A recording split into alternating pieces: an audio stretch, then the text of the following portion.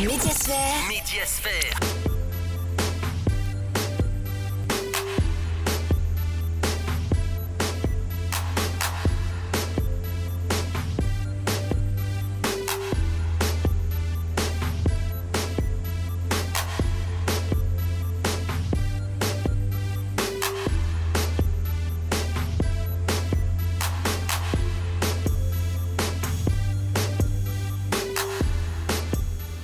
Bonsoir à toutes et à tous, bienvenue dans votre émission Médiasphère. Ça fait un énorme plaisir de vous savoir nombreux en train de suivre cette émission.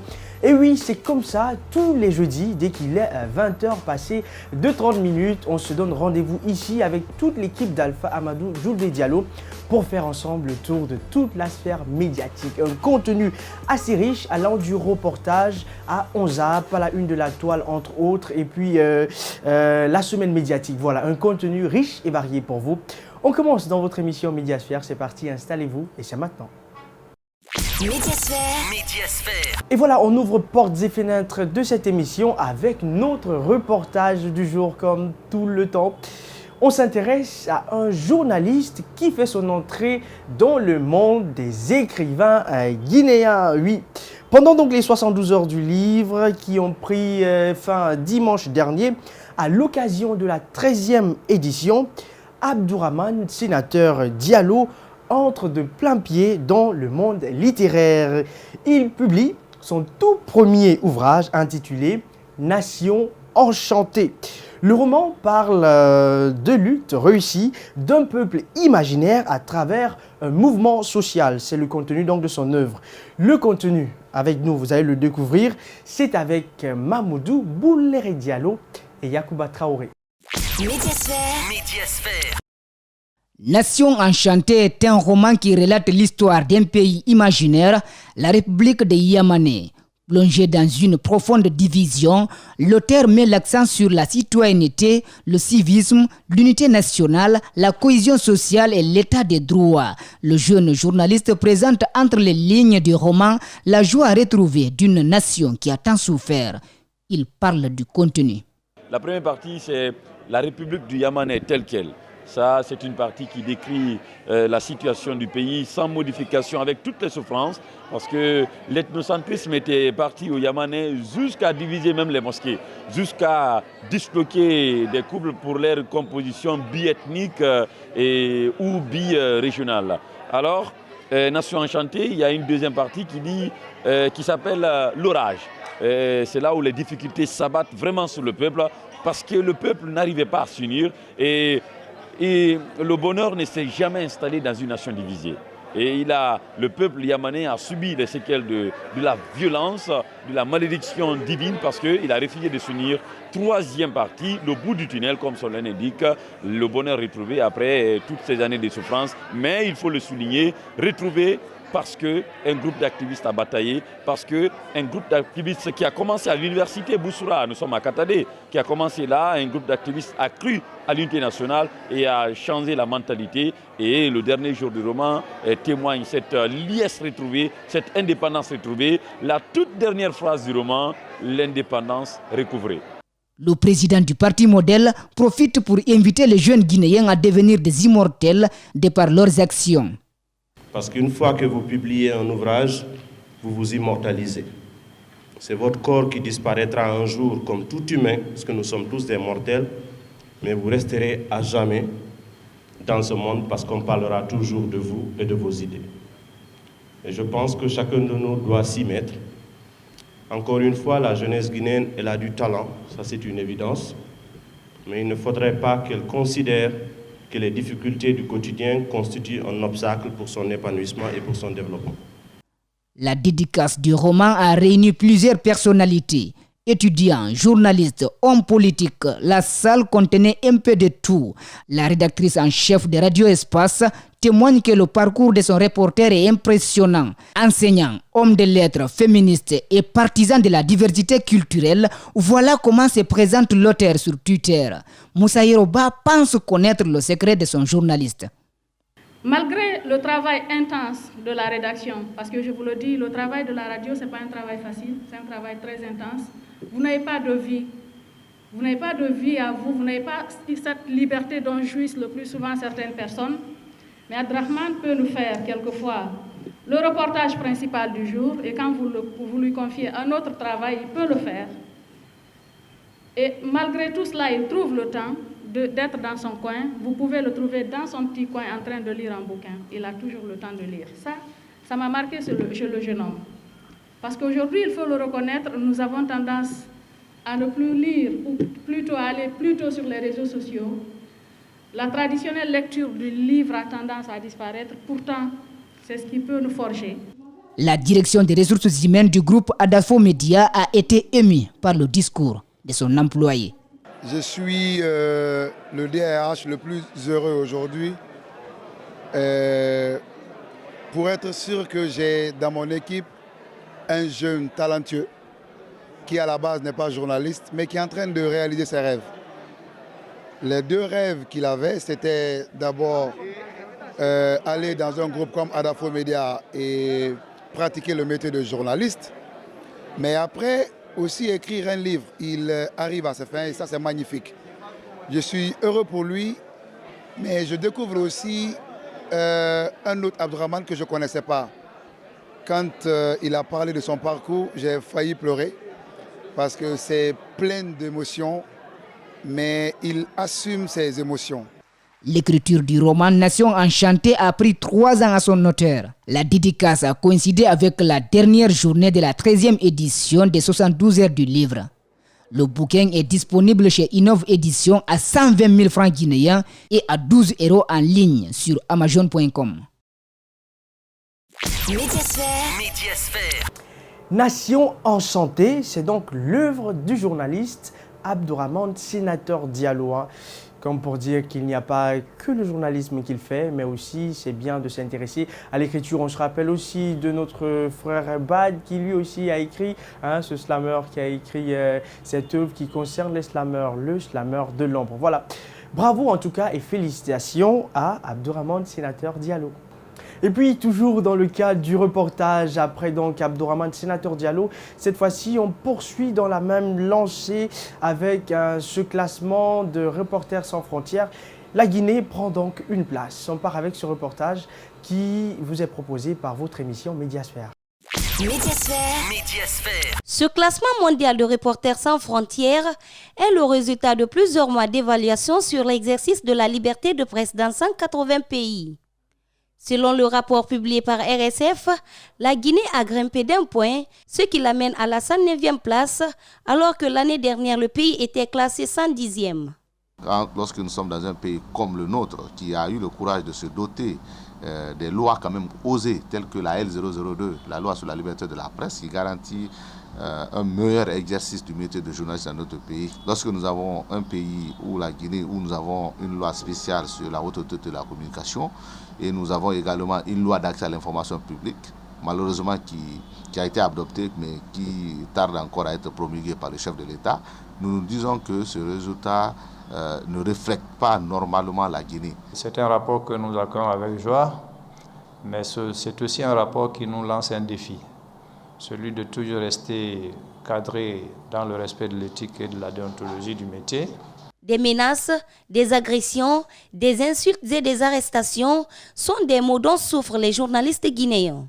La faute revient en amont. Il faut prendre les hommes de droit, c'est-à-dire la justice. Parce que je ne veux pas dire d'entrée de jeu que la faute incombe aux politiques, puisque les politiques eux-mêmes sont censés être assujettis derrière ces mêmes lois. Donc il appartient à la justice de faire respecter la loi, de dire le droit. Et lorsqu'un journaliste est en porte-à-faux avec la loi par voie de presse, c'est-à-dire il est reproché par un délit par voie de presse, on dit la loi est claire, c'est une loi spécifique, c'est une loi organique, c'est une loi spéciale. Pour inverser la tendance, ces hommes de médias proposent des solutions. Pour les pouvoirs publics, le défi qui est le leur, c'est de continuer à faire respecter uniquement la loi L002 et à mettre de côté cette loi sur la cybercriminalité que certains juges mélangent souvent lorsqu'il s'agit de délits de presse. En aval, mais aussi en amont, il faut une prise de conscience. C'est très important.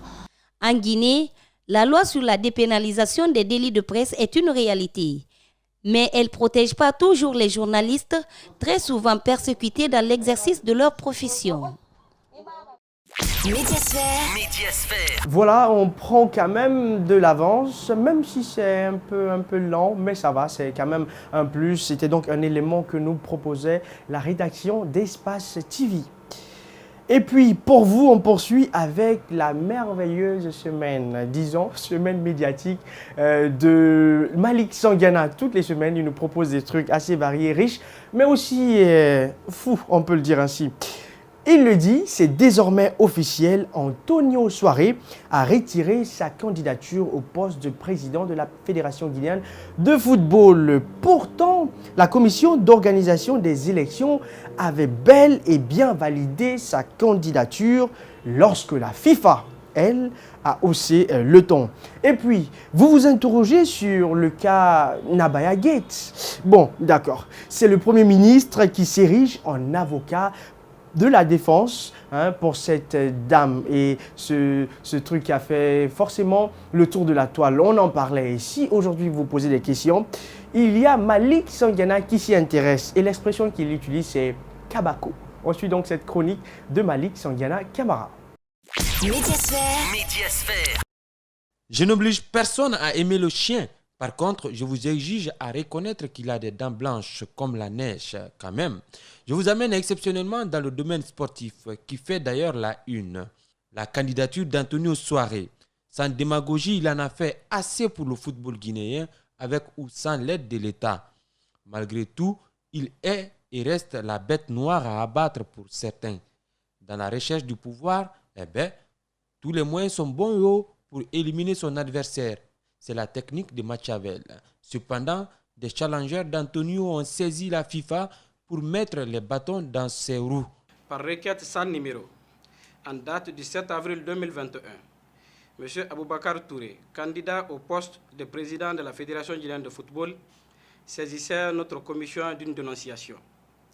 Au soutien de sa requête, il déclare que M. Mamadou Antonio Soare n'est pas éligible au comité exécutif, encore moins à la présidence de la Fédération guinéenne de football, parce qu'il a été condamné par un jugement de la Chambre de jugement de la Commission d'éthique de la Fédération internationale de football association FIFA pour violation des dispositions du Code d'éthique sur les conflits d'intérêts. Mais là, c'était de mal connaître la souveraineté et l'indépendance de la Commission d'organisation des élections de la FEDIFOOT. Qu'il pleuve ou qu'il neige, la candidature d'Antonio a été acceptée par Dora, président de la dite commission. Considérant qu'à l'examen des 37 dossiers par la commission électorale, il résulte que les candidatures de M. Mamadou Antonio Soare, Aboubakar Touré. Ça suffit. C'est le cas d'Antonio qui nous intéresse plus. Papatra, la FIFA menace la Guinée de sanctions après l'acceptation de cette candidature. Et pour ne pas encore affaisser le football guinéen, Soare a préféré plier ses dossiers et laisser le terrain aux démarcheurs de nuit. Nouvelle version de Dora Keita, suivez mon regard. Au centre des critiques depuis le retrait de la candidature de Mamadou Antonio Soare, qui était sous le coup d'une sanction de la FIFA, la commission électorale dit avoir fait son travail conformément aux règles. L'accord de consentement mutuel ne privait pas Antonio Soare de participer aux activités liées au football, soutient son président. Il y a essentiellement deux conditionnalités qui sont définies par l'accord. La première condition, c'est le paiement d'une amende monétaire de 20 000 francs suisses. Antonio doit payer 20 000 francs suisses à la FIFA. Au même moment, la deuxième condition indique qu'il n'y a pas d'interdiction liée aux activités de football. Quand il y a contradiction entre ces différentes dispositions, entre ce qui est indiqué et comme condition dans l'accord et ce que les statuts disposent, ce qui vient de la FIFA, c'est ce qui est appliqué. Détournez comme vous voulez, volez comme vous pouvez, le ton vient d'être donné par un haut cadre dans l'affaire Nabaya Gate. Alors que la justice est en train d'enquêter sur ce dossier qui implique Djeneb Nabaya, paf, c'est le Premier ministre qui sort son arrêt par voie médiatique. Le Premier ministre ne se lasse pas de blanchir Zenab Nabaya, la ministre de l'enseignement technique, de la formation professionnelle et de l'emploi dans l'affaire du présumé détournement de 200 milliards de francs guinéens. Une sortie de plus de Kassory Fofana qui intervient alors que la justice n'a pas encore tranché. Une attitude qui irrite des activistes de la société civile guinéenne. C'est une question qui est pendante devant les tribunaux et Monsieur le Premier ministre défend avec acharnement ce dossier et ça nous fait tirer deux leçons principales. La première est que probablement Monsieur le Premier ministre lui-même doit avoir quelque chose avec cette affaire de 200 milliards, n'est-ce pas? Il doit lui-même avoir un intérêt personnel à défendre ce dossier. Ça, c'est inquiétant. Deuxièmement, ça décourage. Sans langue de bois. Au fait, on ne peut pas être joueur et arbitre à la fois. Nous sommes au pays d'Alpha Condé où le palu continue à tuer et on parle de gratuité. Mon œil. Le paludisme constitue l'une des premières causes de consultation et de décès dans les différentes structures sanitaires de la République de Guinée. Face à l'ampleur et la réticence de la maladie, sa prise en charge a constitué une préoccupation pour les autorités et les partenaires. Cette gratuité a été annoncée par le président Alpha Condé depuis son avènement au pouvoir. De nos jours, son application, comme celle de la césarienne, font défaut, selon les témoignages recueillis sur le terrain.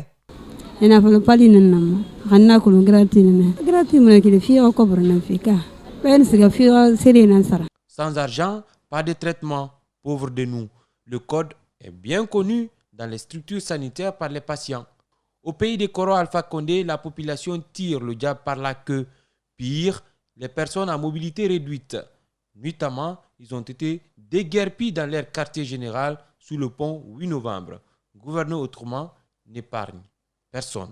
Les personnes à mobilité réduite qui ont érigé domicile aux alentours du pont du 8 novembre, situé à la rentrée de Kaloum, ont été déguerpis des lieux de force par les agents en uniforme. Sur les lieux, tout a été réduit en cendres. Ces handicapés, après les avoir déguerpis, se sont donné rendez-vous au gouvernorat pour interpeller le gouverneur sur leur sort. Le gouvernorat, de son côté, a snobé l'interpellation de ces handicapés, comme pour dire qu'ils ont été dédommagés pour libérer les emprises. Chacun aurait reçu une somme de 10 millions en guise de mesure d'accompagnement. Médiasphère. Malik, toutes les semaines, il nous propose cette rubrique Semaine médiatique, toute l'actualité variée dans tout son contenu avec notre cher Malik Sangiana Camara. Merci à lui. Et puis on poursuit cette fois-ci avec justement aussi toute l'actualité, mais du côté de l'Europe avec toutes ces chaînes européennes. On parle de Stéphanie, cette triste nouvelle, on l'a appris, cette policière qui a été assassinée par un terroriste. Oui, on en parle ici dans Vue. Et puis Macron qui explique les étapes de la réouverture progressive des différents lieux. Et là, il est dans une classe des tout-petits, vous allez le voir tout à l'heure.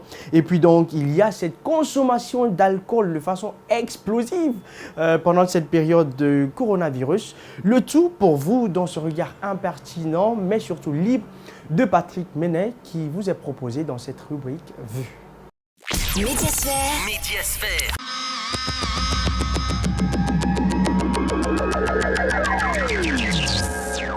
Le cap des 6000 malades en réanimation qui a été franchi hier soir, un chiffre qui nous ramène à avril 2020. Les services de réanimation sont sous tension. La pression dans les services de réanimation serait-elle en train de baisser? Nous sommes repassés sous le seuil des 6000 patients. Les dernières projections sont encourageantes. L'épidémie a tendance à régresser. Selon une expression populaire, chacun voit midi 1 à sa porte, 2 à sa montre. Boris Johnson sur la sellette en Grande-Bretagne. The Prime Minister is coming under increasing pressure. Il aurait dit qu'il préférait voir les cadavres s'entasser plutôt que de reconfiner. Mauvaise réponse. C'est reparti, Rosemary.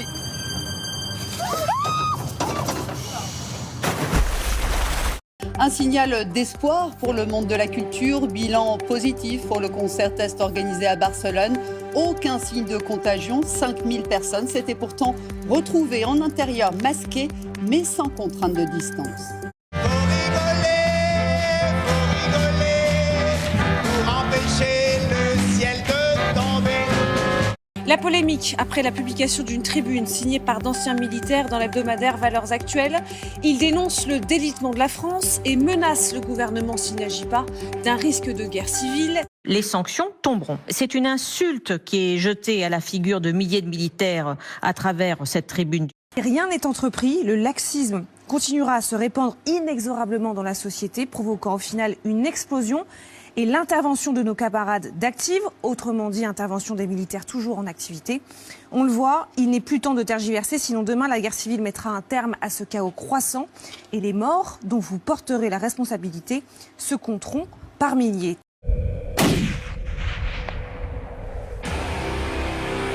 Les gars.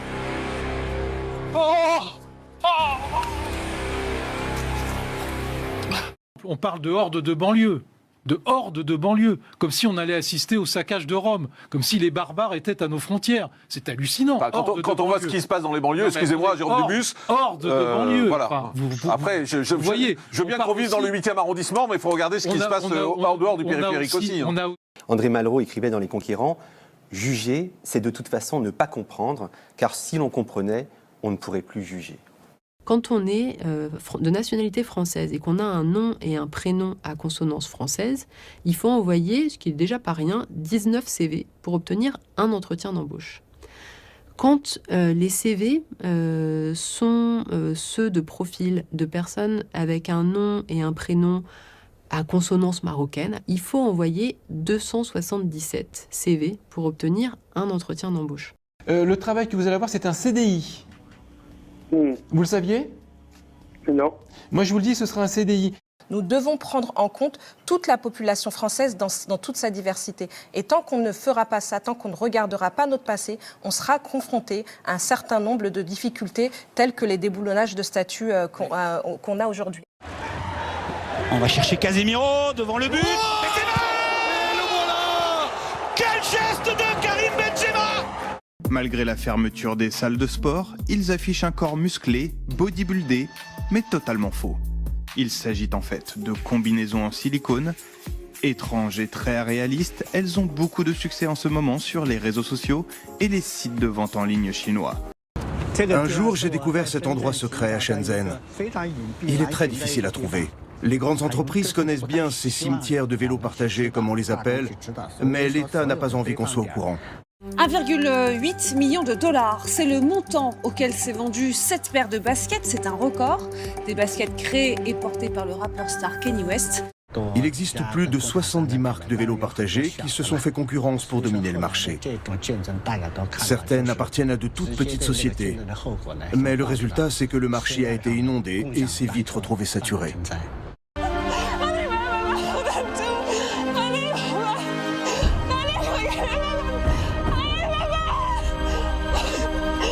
Le capitalisme est une force qui pousse les sociétés vers le progrès. Mais il faut faire très attention à ne pas le laisser sans contrôle ni surveillance. Parce que si on lui lâche un peu trop la bride, il peut aussi s'emballer comme un cheval sauvage. Et certaines belles idées se transforment alors en véritable chaos.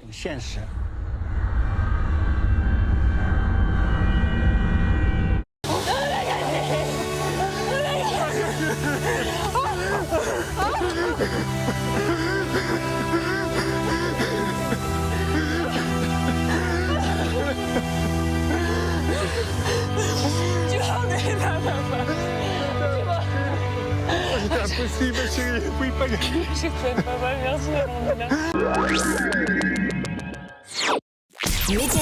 Médiasphère. Ouais, c'est aussi ça. Vous avez donc vu le contenu de l'actualité du côté de l'Europe.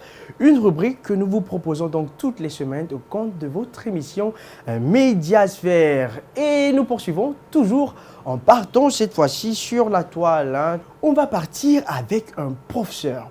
Lui, son nom, c'est professeur Lamine. Vous savez ce qu'il a fait de spécial? Et oui, il a eu à enseigner le président de la République, Macron, Emmanuel Macron.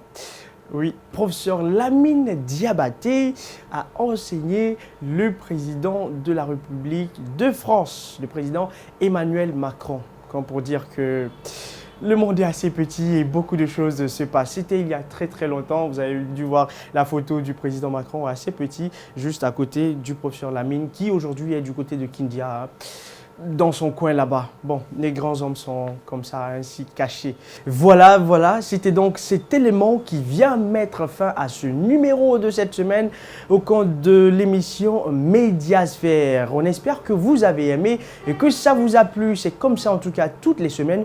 Retrouvez-nous tous les jeudis dès qu'il est 20h passé de 30 minutes pour faire ensemble le tour de toute la sphère médiatique. Ils étaient là avec nous, mon cher Yacouba Traoré et puis Djibril Kaba Kokadrage, tous, le tout réalisé par Alpha Amadou Djoulde Diallo. Voilà. Prenez soin de vous, chers toutes et tous, où que vous soyez. Restez sur Espace TV, ne changez surtout pas.